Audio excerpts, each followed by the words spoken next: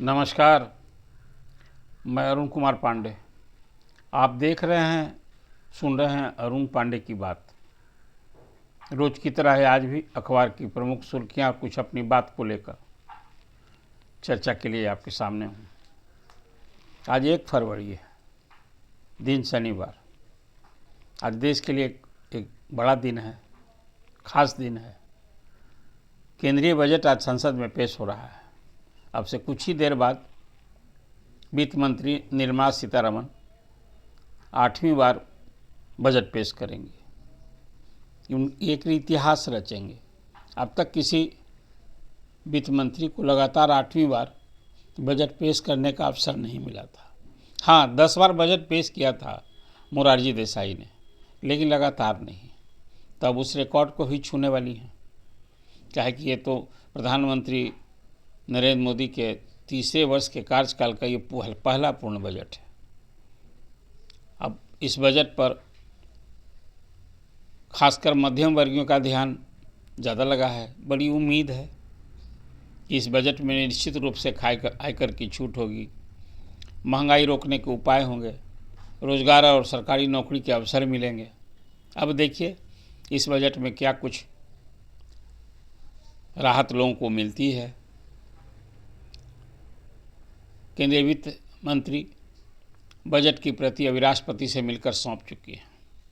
अब संसद में ही वहाँ अभी केंद्रीय कैबिनेट की बैठक हो रही है और उसमें बजट को पर सहमति होगी। 11 बजे बजट आपके सामने आ जाएगा।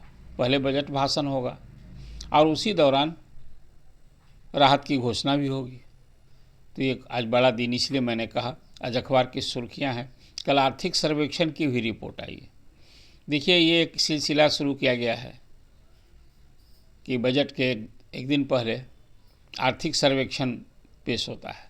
उसमें ये आर्थिक सर्वेक्षण वर्चुअली देश का आर्थिक दस्तावेज है, जिसमें दर्शाया जाता है कि आज देश की आर्थिक स्थिति क्या है और फिर आगे वाले दिन में जो चुनौतियां हैं वो हम क्या करेंगे। तो इसमें जो अभी आर्थिक दस्तावेज आया है उसमें यह स्पष्ट है कि भाई आर्थिक सर्वे के अनुसार जीडीपी 6.3% से 6.8% रहने वाला है नए वित्तीय वर्ष में, और औसतन साल में कोई 78-78.5 लाख रोजगार के अवसर मिलेंगे। ये एक महत्वपूर्ण इंडिकेटर है आर्थिक सर्वेक्षण का। इसलिए मैंने कहा कि बजट में जो कुछ आज देखने सुनने को मिलेगा वो तो अब दोपहर बाद आप सबको मालूम भी हो जाएगा। 3 बजे फिर वित्त मंत्री मीडिया से भी मुखातिब होंगे। अब तो बताएंगे कि बजट में हमने देशवासियों को क्या राहत दी है। फिर दिल्ली में 5 फरवरी को चुनाव हो रहा है। अब बचे ही कितने दिन हैं, 4 दिन चुनाव हैं। प्रधानमंत्री ने कल भी रैली की और आप पार्टी पर जमकर हर बोला अरविंद केजरीवाल पर, आपकी राजनीति पर। और सबसे बड़ी बात है जो अभी अरविंद केजरीवाल ने एक सीधा आरोप किया था। हरियाणा में भाजपा की सरकार के हरियाणा से यमुना नदी में जहर डाला जा रहा है और वो सब हरियाणा से पानी आता है, दिल्ली वासियों को पीने को मिलता है। ये बड़ा गंभीर आरोप था। अभी इसको चलते कल एक सचमुच में कहिए कि एक राजनीतिक परवान चढ़ी है। इसको लेकर चुनाव आयोग ने भी नोटिस दी थी अरविंद केजरीवाल को कि आप साक्ष्य दीजिए, इस तरह का आरोप आप कैसे कर रहे हैं। तो कल अरविंद केजरीवाल गए भी थे दिल्ली और पंजाब की चीफ मिनिस्टर के साथ, चुनाव आयोग से मिले भी और अपनी बात रखी। लेकिन जो आरोप था उसमें कोई उनके पास साक्ष्य नहीं था। अब देखिए चुनाव आयोग इस पर क्या प्रतिक्रिया जताता है। वहीं प्रधानमंत्री ने जमकर हमला बोला और कहा कि इससे अधिक और घिनौनी बात क्या होगी। ये बहुत घटिया आरोप है। उधर हरियाणा के चीफ मिनिस्टर भी उसी ढंग से बमके हुए हैं, अरविंद केजरीवाल पर जमकर निशाना साधे। कांग्रेस भी, राहुल भी निशाना साध रहे हैं अरविंद केजरीवाल पर। अब दिल्ली में देखिए क्या होता है इस चुनाव में। ये निश्चित रूप से कहा जा सकता है कि इस बार आपको कड़ी टक्कर मिल रही है बीजेपी से। पिछले चुनाव में तो 70 में 62 सीट आप जीत गई थी। इस बार लगता है, अभी तक जो इंडिकेटर है वो ये लगता है कि शायद बहुमत मिल भी जाए तो 62 सीट नहीं मिलेगी, सीट तो घटनी तय है। अब वो बहुमत मिल भी जाए आपको तो, लेकिन खैर अब तो जनादेश पर निर्भर करता है। तो ये खबर जो दिल्ली की सुर्खियां हैं वो बात बताइए। अब कुछ बिहार की चर्चा कर दें। मुख्यमंत्री नीतीश कुमार के चौथे चरण की प्रगति यात्रा आज से भागलपुर में शुरू हो रही है। आज भागलपुर में है वो, अब फिर कल बांका जाएंगे। 4 तारीख को कैबिनेट की बैठक बुलाई गई है। उसमें एक तो प्रमुख होगा कि बिहार विधानमंडल का बजट सत्र कब से हो, इसका डेट प्रोग्राम तय होगा और उसकी घोषणा होगी। और फिर मुख्यमंत्री अब तक जहाँ जहाँ जिलों की यात्रा में जा रहे हैं तो बहुत सारी घोषणा कर रहे हैं। वो तो जिन योजनाओं की घोषणा कर रहे हैं उसके लिए कैबिनेट से स्वीकृति दी जा रही है। तो कोई चीफ सेक्रेटरी अमृत लाल मीना ने कहा है कि मुख्यमंत्री ने अब तक जितनी घोषणाएं की हैं उसमें कोई 11,000 करोड़ रुपए खर्च होने हैं। तो कैबिनेट से इसकी मंजूरी मिल जाएगी। अब महीने भर बाद सबका टेंडर होगा और काम शुरू हो जाएगा।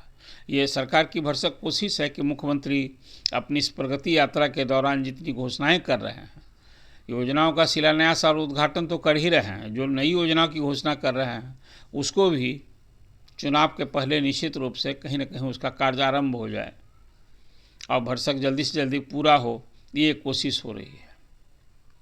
ये भी आज अखबार की सुर्खियां हैं। विपक्ष के नेता तेजस्वी यादव भी जिला की यात्रा कर रहे हैं। कार्यकर्ता दर्शन और संवाद का कार्य कर वैशाली में तो वो अब कंस्टिट्यूंसी वाइज फीडबैक ले रहे हैं। तो वैशाली तो बड़ा महत्वपूर्ण है, उनका भी वो उनकी भी कंस्टिट्यूंसी राघोपुर उसी क्षेत्र में आता है। और आपको याद है कि लोजपा के अध्यक्ष चिराग पासवान का भी पार्लियामेंट कंस्टिट्यूंसी हाजीपुर है। तो वहाँ एक तो मुकाबला इस चुनाव में देखने का दिलचस्प होगा। तो कल तेजस्वी मीडिया से भी मुखातिब थे और उन्हें एक महत्वपूर्ण बात कह दी। नीतीश कुमार पर तो हमला बोला ही, कहा कि भाई अब तो वो उनकी समझ ऐसे नहीं रह गई है। बट चलो कि इशारा था कि अब मानसिक रूप से बीमार है मुख्यमंत्री। तो लोगों ने सवाल किया, उसमें उन्होंने कहा कि भाई अब उनके बेटे हैं निशांत, वो राजनीति में आए तो हम समर्थन करेंगे, इसमें क्या बुरी बात है। देखिए, एक तो ये है ना, अभी नीतीश कुमार का यूएसपी यही है कि वो परिवारवाद से अभी तक दूर रहे और भ्रष्टाचार पर का कोई आरोप उन पर अभी उनके दामन पर ऐसा दाग नहीं है। और हर बैठक में तो ये कहा ही करते हैं कि भाई इसको ही बोलते हैं भाई कि हमने तो परिवार में किसी को लाया। और फिर भ्रष्टाचार की बात कि भाई खासकर लालू प्रसाद पर हमला बोलते हैं और महागठबंधन के नेताओं पर जो परिवारवाद की बात है उसकी चर्चा किया करते हैं। अब निशांत राजनीति में आवे, इसको लेकर मैं देखता हूं कि जदयू में भी अधिसंख्य नेता इसके पक्षधर हैं, वकालत कर रहे हैं कि आना चाहिए। अब बीजेपी को क्या फर्क पड़ता है? बीजेपी को तो नीतीश का साथ चाहिए। यहाँ एक जो सामाजिक समीकरण बना के रहना है और बिहार में नीतीश कुमार के साथ फिर सत्ता में हिस्सेदारी चाहिए। मुख्यमंत्री के चेहरा तो नीतीश कुमार ही है, तो बीजेपी को भी कोई फर्क नहीं पड़ेगा। और जदयू को बचाना है तो फिर निशांत को हिलाना है। ये एक ज़्यादा समझ बन रही है जदयू में। अब देख लीजिए, निशांत को जो राजनीति में लाने की कोशिश हो रही है, अब उसमें कौन लोग सफल होते हैं कि निशांत आते हैं। अभी तो मुख्यमंत्री भी की इच्छा नहीं है और निशांत भी नहीं चाहते हैं, लेकिन मुख्यमंत्री के बेटे निशांत को राजनीति में लाने के लिए अब एक अच्छी चर्चा हो रही है। तो ये भी आज अखबार की सुर्खियाँ हैं। अपने चर्चा की मैंने। बीपीएससी अभ्यर्थियों का विरोध थम नहीं रहा है। वो बीपीएससी की पीटी की परीक्षा रद्द करने की मांग पर आ रहे हैं। अब सड़क से लेकर कोर्ट तक तो नहीं, इसकी लड़ाई हो रही है। आज हाई कोर्ट में फिर सुनवाई होने वाली है। अभी सवाल उठता है क्या अभ्यर्थियों की मांग के अनुरूप 70वीं पीटी की परीक्षा रद्द होगी, जिसका रिजल्ट 23 जनवरी को हो गया है। अब तो अप्रैल महीने में बीपीएससी परीक्षा मेंस परीक्षा लेने की तैयारी कर रहा है और उसे कोई 2035 पदों पर नियुक्ति होनी है। अब देख लीजिए कोर्ट का आज क्या फैसला आता है। आज अखबार की यही सब कुछ प्रमुख सुर्खियां थी जो आपसे मैंने चर्चा की। ये आपको चर्चा कैसी लगी आप लाइक कीजिए अपना कमेंट जरूर दीजिए और अरुण पांडे की बात को सब्सक्राइब कीजिए। धन्यवाद।